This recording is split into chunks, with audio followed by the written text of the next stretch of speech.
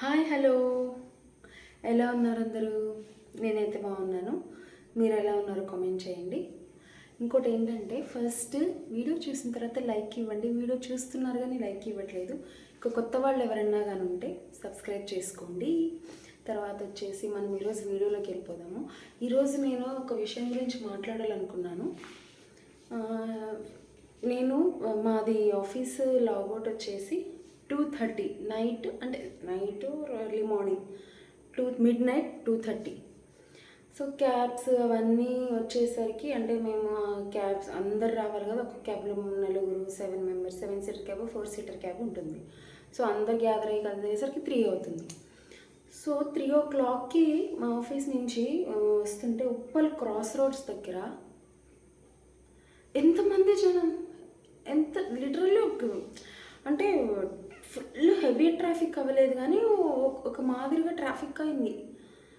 నేనైతే ఎంత షాక్ అయ్యానంటే ఈరోజు నాకు అసలు, నేను నిజంగానే నైట్ షిఫ్ట్లో ఉన్నానా లేకపోతే డే షిఫ్ట్లో ఉన్నానా, ఏమంటారు, క్లౌడ్స్ అన్నీ, మేఘాలన్నీ నల్లగా అయిపోయి వర్షం వచ్చే ముందు మబ్బులు కమ్ముకుని కొంచెం చీకటి పడిపోతుంది కదా, అలా ఉన్న ఫీలింగ్ వచ్చింది నాకైతే.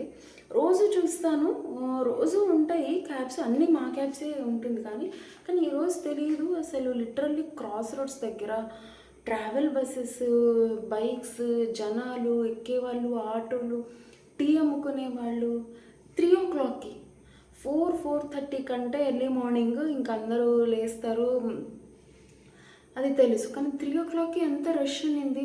ఆబ్వియస్లీ అక్కడ అన్ని క్యాబ్స్ మా ఆఫీస్ నుంచే వస్తున్నాయి అనుకోండి, కానీ దాంతోపాటు క్రాస్ రోడ్స్ ఉప్పల్ నుంచి యాదగిరి గుట్టకి వెళ్ళే రూట్ ఉంది. సో ఆ రూటు మరి ఆ టెంపుల్ నుంచి అక్కడికి వెళ్ళేదానికి వస్తున్నారో లేకపోతే అక్కడి నుంచి వస్తున్నారో తెలియదు, కానీ ఎంత జనం అసలు నేను షాక్ అయిపోయి, నేను నిజంగా నైట్ షిఫ్ట్లో చేస్తున్నానని ఫీలింగ్ వచ్చింది నాకైతే. ఒకసారి ఆలోచించండి, అసలు ఈ యుఎస్ హెల్త్ కేర్ అనేది ఎక్కడో అమెరికాలో, యుఎస్ ఏమంటారు 7 సముద్రాలు దాటాలి అని అంటారు. ఫ్లైట్లో వెళ్తేనే 18 hours journey, 18 to 20 hours journey అవుతుంది. అక్కడెక్కడో ఉన్న వాళ్ళ కోసం మనం ఇండియాలో ఉండి వర్క్ చేస్తున్నాం. లిటరలీ అసలు ఎంత ఆశ్చర్యమో కదా. ఆలోచిస్తే, ఏదైనా కానీ ఆలోచిస్తే, అసలు పట్టించుకోకపోతే ఏం లేదండి. నేను ఊరికే క్యాజువల్గా ఈరోజు ఈ ట్రాఫిక్ ఇదంతా చూసి, జనాన్ని చూసి నాకు అనిపించింది, ఇంతమంది ఇన్ని క్యాబ్స్ ఎందువల్ల, మేము ఎక్కడం వల్ల, మమ్మల్ని తీసుకెళ్ళడం కోసం మేమేం చేస్తున్నాము, వాళ్ళ కోసం మేము పనిచేస్తున్నాము. అసలు ఆలోచిస్తే నిజంగా వాళ్ళ కోసం, జస్ట్ యూఎస్ హెల్త్ కేర్ కోసమే, హెల్త్ కేర్ అంటే అక్కడ అమెరికాలో ఉండే హాస్పిటల్స్ కోసం లిటరల్లీ ఉప్పల్లో ఎన్ఎస్ఎల్ పడిందండి. ఏమంటారు, నేను వర్క్ చేసే ఆఫీస్ బిల్డింగ్, అది కాకుండా ఇంకొకటి కూడా ఉంది, డిఎస్ఎల్ అని చెప్పేసి. మా ఆఫీస్, సపోజ్ ఎగ్జాంపుల్గా మా ఆఫీస్ గురించి తీసుకుందాం. అది 2 టవర్స్ ఉన్నాయి, 2 బిల్డింగ్స్. ఒక బిల్డింగ్లో 12 floors ఉన్నాయి, ఒక బిల్డింగ్లో 9 or 10 floors ఉన్నాయి. ఆ బిల్డింగ్లోకి ఎంటర్ అవ్వాలంటే కింద గేట్ దగ్గర సెక్యూరిటీ, ఎంతమంది సెక్యూరిటీ అంటే ఓవరాల్ 50 to 70 సెక్యూరిటీ మెంబర్స్ ఉంటారండి. మీరు రొటేషనల్గా, అంటే మార్నింగ్ ఒకరు 8 hours షిఫ్ట్ తీసుకుంటే 3 shifts ప్రకారము ఒక్కొక్క షిఫ్ట్లో 30 to 50 మెంబర్స్ ఉంటారు. ఇంకా మీరు 3 షిఫ్ట్లు చూసుకుంటే ఓవరాల్గా 150, చాలా మినిమంగా వేస్తున్నాను నేను, మ్యాక్సిమం కూడా కాదు, మినిమంగా. అంటే 150 మంది సెక్యూరిటీ జస్ట్ గేట్ దగ్గర. తర్వాత ఒక్కొక్క బిల్డింగ్లో ఎంత లేదన్నా ఒక 10 to 15, 10 వేసుకోండి సపోజ్. ఒక దాంట్లో 12 buildings, ఒక్కొక్క ఫ్లోర్లో ఒక్క ఆఫీస్ ఉంటుంది, 2 offices ఉంటాయి. ఒక్క ఆఫీస్ లెక్కన వేసుకున్నా కానీ 10 members, దీంట్లో 120. ఇంకొక బిల్డింగ్లో 9 floors, 10 members వేసుకున్నా 90 members. అసలు లిటరల్లీ అంటే 210 బిల్డింగ్లో ఇక్కడ వచ్చేసి 150, ఇంతమందికి ఎంప్లాయ్మెంట్. తర్వాత బిల్డింగ్ ఎంత ఏమంటారు, గ్రీనరీ, గార్డెన్ అదంతా క్లీన్ చేసేదానికి క్లీనర్స్, స్వీపర్స్, దాన్ని మెయింటైన్ చేసేదానికి, వాళ్ళని మేనేజ్ చేసేదానికి సూపర్వైజర్స్, వాళ్ళని మళ్ళీ సూపర్వైజ్ చేసేదానికి మేనేజర్స్. దాంతోపాటు మళ్ళీ ఒక్కొక్క ఆఫీస్లో ప్యాంట్రీలో పనిచేసేదానికి, ఒక్కొక్క ఆఫీస్లో మళ్ళీ మినీ క్యాంటీన్ ఉంటుంది, మినీ క్యాంటీన్లో పనిచేసేవాళ్ళు. దాని తర్వాత ఆఫీస్లో వాటర్ అందించేవాళ్ళు, తర్వాత వచ్చేసి ప్యాంట్రీలో పనిచేసేవాళ్ళు, ఇంకా క్లీనర్స్, స్వీపర్స్, వీళ్ళు ఎంతమంది. తర్వాత 2 బిల్డింగ్స్కి ఏమంటారు, 2 బిల్డింగ్స్లో మెయిన్ క్యాంటీన్స్ ఉంటాయి, గ్రౌండ్ ఫ్లోర్లో క్యాంటీన్. ఓవరాల్గా 2 బిల్డింగ్స్ కలిపి ఎన్ని క్యాంటీన్స్ ఉన్నాయంటే మొత్తం కలిపి 12 క్యాంటీన్స్ ఉన్నాయి. ఆ క్యాంటీన్స్లో వర్క్ చేసేదానికి వర్కర్స్ ఆలోచించండి, వాళ్ళ కోసం ఇంతమంది ఎంప్లాయ్మెంట్, ఇంతమందికి అసలు ఎంత ఆశ్చర్యం కదా. ఇక్కడ ఉన్న వాళ్ళ కోసం ఇంతమంది ఎంప్లాయ్మెంట్. ఇంకా మళ్ళీ మేము పనిచేసే వాళ్ళం, మాలాంటి వాళ్ళు ఎంతోమంది, ఎన్నో వేల మంది కౌంట్ చేస్తే, 2 బిల్డింగ్లో కౌంట్ చేస్తే ఎన్నో వేల మంది. Day shift, mid shift, evening shift, night shift, 4 shifts ఉంటాయి. 4 షిఫ్ట్లో పనిచేసే వాళ్ళకి, దాని తర్వాత మమ్మల్ని తీసుకెళ్లే దానికోసం క్యాబ్ ఓనర్స్ కానీ డ్రైవర్స్ కానీ ఇంత ఒక్కొక్కరైతే అసలు ఒక్కొక్క క్యాబ్ అన్న చెప్తుంటారు, జస్ట్ ఈ డ్రైవింగ్ చేసుకుంటేనే కొత్త క్యాబ్ తీసుకొని మళ్ళీ వేరే పెద్ద కంపెనీకి వెళ్తున్నారండి. మేము ఎలాగ కంపెనీ టు కంపెనీ మారేదానికి ఆలోచిస్తామో, వాళ్ళు కూడా ఒక కంపెనీ నుంచి ఇంకో కంపెనీకి ఒకేసారి 2 కంపెనీలకి వేసుకుంటారు.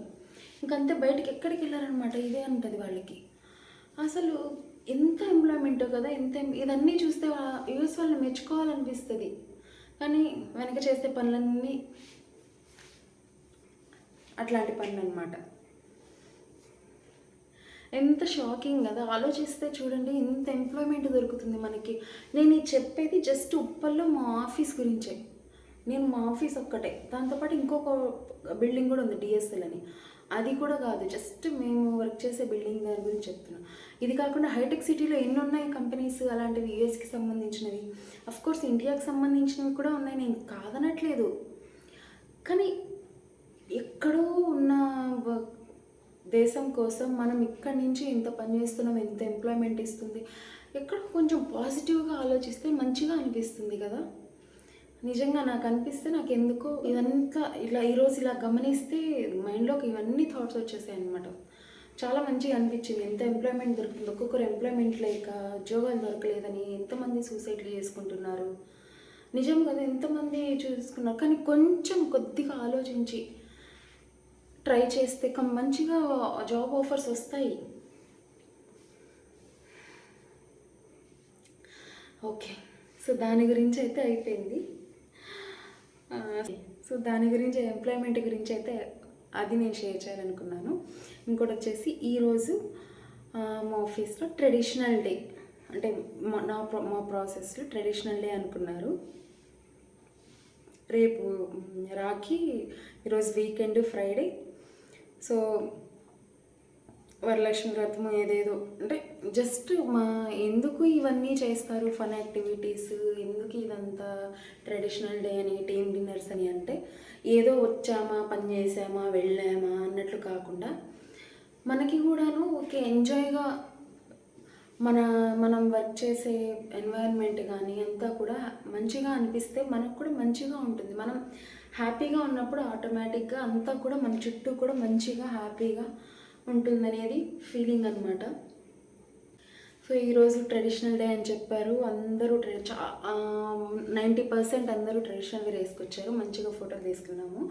దాంతోపాటు ఏంటంటే, ఈరోజు 3 బర్త్డే సెలబ్రేట్ చేసామన్నమాట. ఎలా అంటే, ఒక కలీగ్ది ఏమంటే నిన్న బర్త్డే ఉన్నింది, ఒకరిది ఈరోజు బర్త్డే, ఇంకొకరిది రేపు బర్త్డే. అంటే రేపు ఇన్ ద సెన్స్ ఈరోజే అనమాట, ఆఫ్టర్ 12. ఒకరిది బిఫోర్ 12, ఒకరిది అంతకుముందు అనమాట. అన్ఫార్చునేట్లీ ముందు రోజు చేయలేకపోయాము.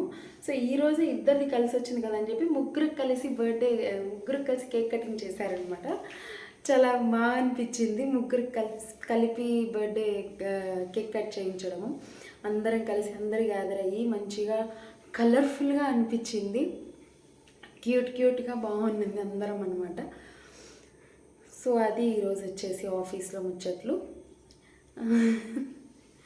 తీసుకున్న శారీ గురించి చెప్పాలంటే, ఇది నేను ఎక్కడ తీసుకున్నానంటే, ఎక్కడ తీసుకోలేదండి, మా రిలేటివ్స్లో ఒక వదిన ఇచ్చింది నాకు. పెట్టుబడి అన్నదే ఒక వదిన నాకు పెట్టారనమాట. సో నేను ఈరోజు ఇలా కుదిరింది, నేను వేసుకెళ్ళాను. నాకు ఈ శారీ ఇలా ఉంది, నాకైతే నచ్చింది. ఇంకా ఓకే, ఇది వచ్చేసి అయితే మీషోలో తీసుకున్నాను. ఇది బాగుందా, ఐ మీన్ ఇది చైన్. ఇది బ్రేస్లైట్ నాకు గుర్తులేదు నేను ఎక్కడ తీసుకున్నాను, ఏదో షాప్లోనే తీసుకున్నట్లున్నాను. నాకు గుర్తులేదు, తీసుకొని కూడా చాలా ఇయర్స్ అయింది. కలర్ పోలేదు, జస్ట్ ఈ చైన్ ఒక్కటే కొంచెం కలర్ పోయింది, కానీ ఇదంతా కలర్ పోలేదు. వాటర్లో చాలా తడుపుతాను నేను, ఎన్నోసార్లు వేసాను అయినా బాగుంది. ఇంకా ఈ ఇయర్ రింగ్స్ అయితే ఇమిటేషన్ జ్యువెలరీ, ఇది తీసుకొని 2 years అవుతుంది. ఓకే మరి ఉంటా, బాయ్. రేపు మాట్లాడుకుందాం. Tata, bye bye.